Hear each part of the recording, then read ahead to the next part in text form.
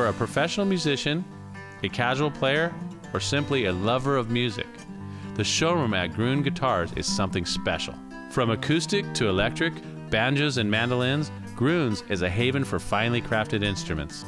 Since 1963, George Gruhn has distinguished himself as the one to see in Music City for all things guitars. How did you get involved with guitars? Because I knew you were studying snakes. Well, I had an interest in zoology going back to childhood.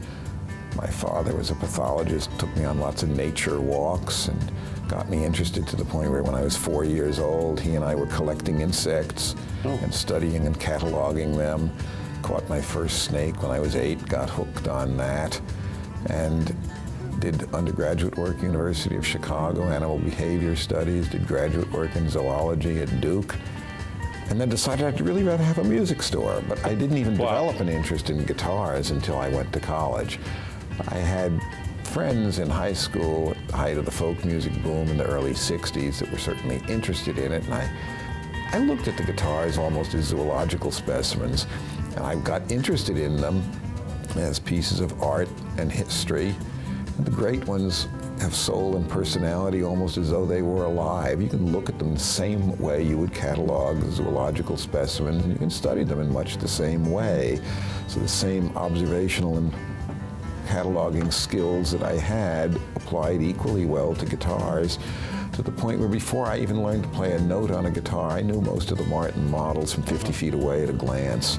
That's an unusual progression. Most people start to play and then develop an interest in instruments. Right. I developed the interest in instruments, and only then did I consider starting to play.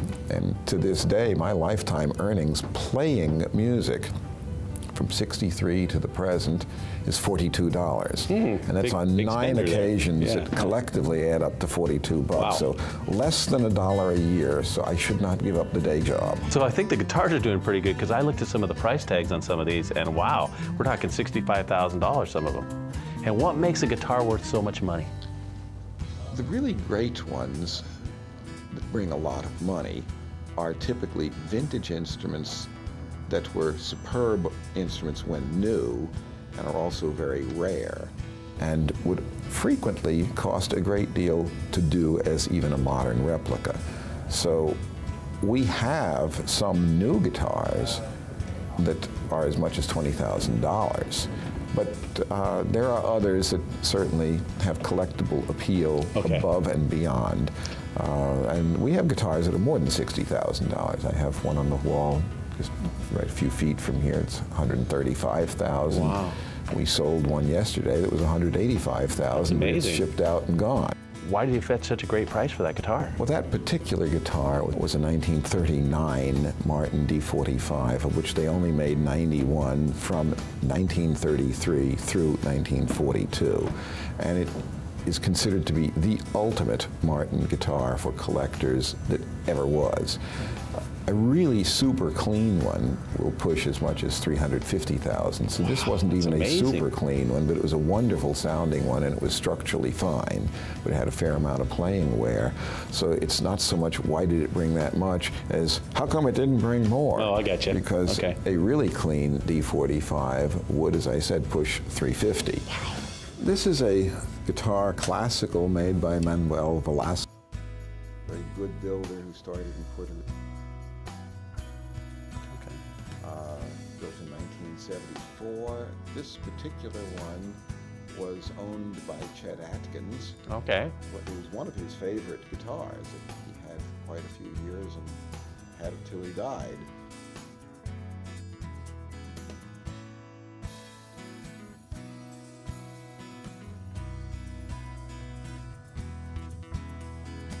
Sure.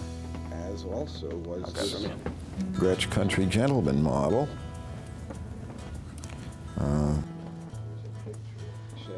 Oh, Chet himself, yeah. There you go. This is that guitar. Look at that. This is the guitar.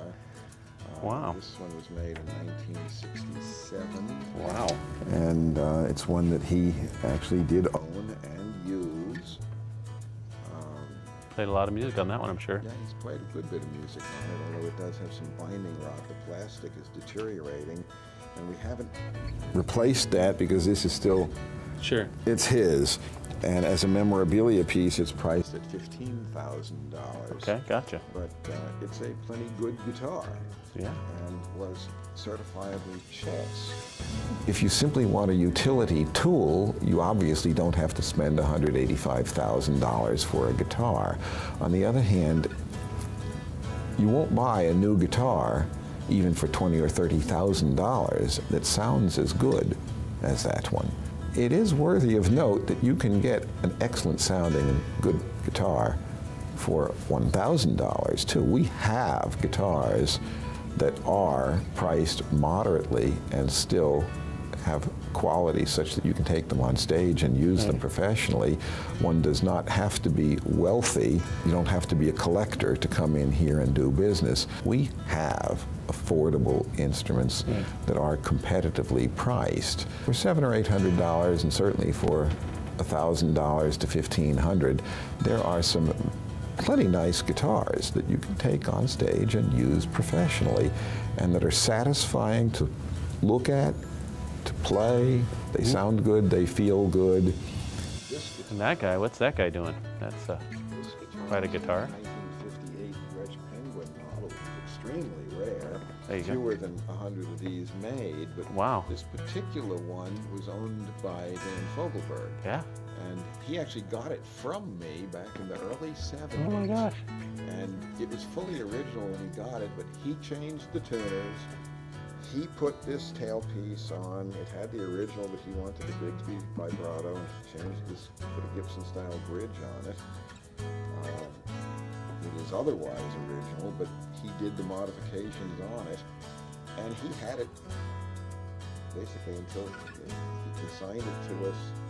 And he unfortunately died of cancer, and when he was terminally ill, he consigned it to us. And at any rate, here it still is. And you're looking for 80 grand for this one? Yeah, this is a guitar that would bring at least $60,000 even if it wasn't his. Okay. This is your personal collection room we're in right now, but now, do you have to have a special invitation to come up to this area, or is... Not really. Not really? Okay. All you have to do is ask. There you go. You don't really have to even have enough money to buy some of these. I like to show people instruments as long as they're interested, right? And if they ask intelligent questions and they're going to learn from the experience. They may not buy today, they may not buy this year, but if you plant the seed and if you are willing to teach people, at least set them on the right path, this is still productive, and this is part of what I'm here for. We answer lots of questions. I spend a lot of my time answering email and phone questions from people who are not necessarily ready to buy today. They need information. But if they want to learn, then I think that is part of my mission. To me, really nice guitars are some of the ultimate pieces of art. With a painting, you can look at it, but you don't touch it, you don't hear it, you use only one sense. You look, but don't touch, you don't interact with it. With a piece of sculpture, if they let you, you can touch it, and some of them actually are sensuous to the point where even a blind person could appreciate the right piece of sculpture. Yeah. But with the guitar, the really great ones, as well as mandolins and banjos, the fretted instruments in general, are beautiful to look at. The form without any ornamentation on them at all can be beautiful, just like a fine violin. It's not beautiful because they put a lot of goopy ornamentation on it.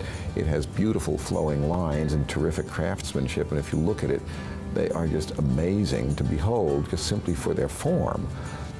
But with guitars, you also can have that, plus lots of ornamentation. Sure. And depending on the beautiful wood, which can also be just gorgeous to behold if you look at the right pieces of curly maple or Brazilian rosewood, they're just beautiful wood, beautiful body form, beautiful inlay. It all goes together that you have a functional piece of great art. It feels good, it looks good, it sounds good, and when you pick up the right one and play it, the really great ones have soul and personality. The mediocre or average ones may do as they're told, but they don't suggest anything to you. All kinds of stuff. This particular banjo was owned by Joe Maphis, who Okay. was one of the founders of the Bakersfield sound. Sure. And it's an old Epiphone. It's not in the greatest condition. It's wood on the back, huh? This Yeah. is walnut. Walnut. The screws holding the resonator in place are not original. Yeah. He wanted it to be on where it was good and solid, and I guess he did it. Yeah, that looks pretty solid to me. This is something that has been, as far as I'm concerned, mutilated, except it was all done by him. Right. It was his personal banjo. He recorded quite a bit with this, Yeah. so there's plenty of photos of him and recordings of him with this. Wow. Well, part of it too is with your expertise and your team's expertise, getting the right guitar with the right customer, right? Isn't that a Well, big part of it? A lot of the good players come in knowing quite well what they want. Okay.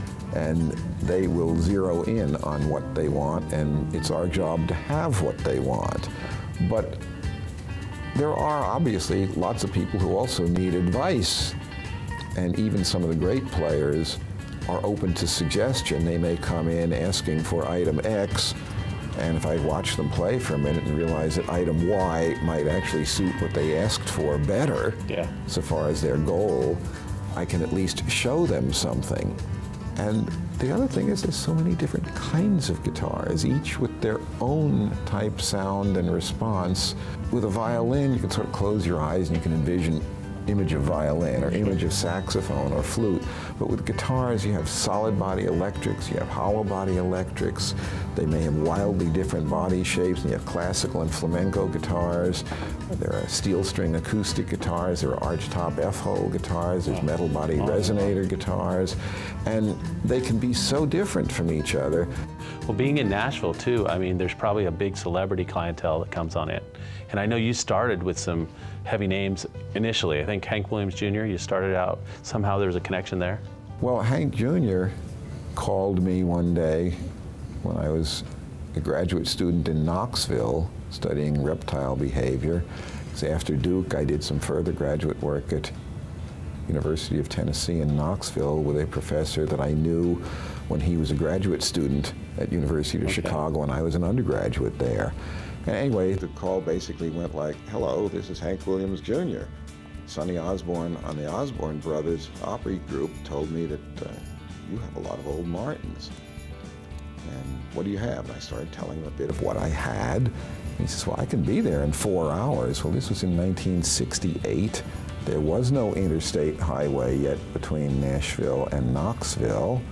It was normally 5 or 6 hours over winding two-lane roads on the Cumberland Plateau. But he showed up in 4 hours driving the Jaguar E. Okay. And he brought one guitar with him that he wanted to trade, which was a 1939 Martin 0042 model. But anyway, he did trade that to me, and he bought 2 more. So he left with 3 guitars, which is about as much as you don't fit a lot into a Jaguar E. No, not too much, no. Hauling capacity isn't a lot. They haul ass, but not guitars. That's right. But he said he could be back the next day with a bigger car. Oh gosh, And okay. he came back the next day with a Cadillac Eldorado and bought enough goodies to fill it. Wow. And before he left, he said that nobody in Nashville has anything like you do. And if you were in Nashville, you'd do well. And if you ever want to come to Nashville to settle, I'll have an apartment waiting for you, and I'll help you start a music store. I took Hank up on his offer. He had an apartment waiting. He did not help me start a music store, which was a good thing for both of us. Partnerships are tough. Partnerships are a way to lose friends sometimes. Yes. Hank and I still like each other just fine because we didn't go into business together. But he certainly treated me well. I mean, he bought a lot of instruments from me in the first couple of years I was in town. I used to go over to his house 2, 3, sometimes 5 times a week. Well, you know, people don't have to necessarily come here. You also have a website, and what is that website? Easy to remember, www.guitars.com, Guitars.com. All right. It's been great, and you're a wealth of information, and people definitely need to take advantage of that. Thanks so much. Thank you. And thank you for being here, and until next time, just remember to enjoy.